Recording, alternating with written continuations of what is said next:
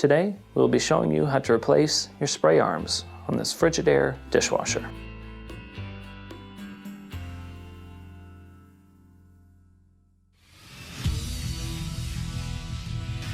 Be sure to visit ApplianceVideo.com, where you will find thousands of repair videos on the latest technology. And for a limited time, you can save big on an annual membership and take advantage of all of our premium benefits. ApplianceVideo.com. Do it right the first time. The main reasons why you'd be replacing one of the spray arms is if the spray arm is cracked, causing water to leak out the front, or if the unit is not washing well. Stop. Before beginning any repair, always be sure to disconnect the power to the appliance. It is also recommended to test the outlet for the proper voltage. Remember to also turn off the water. There are no tools needed to complete this repair.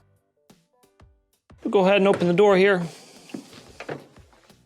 Your center spray arm, directly in the center here, it does not have any bolts holding it on. How you will remove it is you'll actually push it back and then it'll drop down. There is a hook on the top back as well as in the center that clasp on.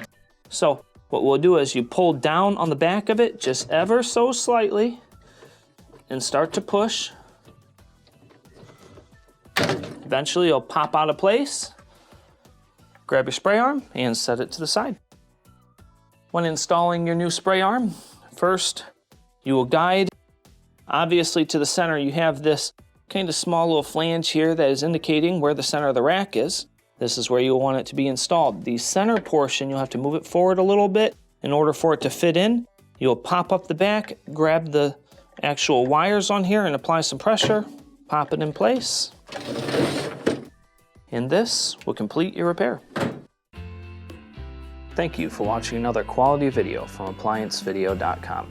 If you found this video helpful, make sure you click the like and subscribe to our channel.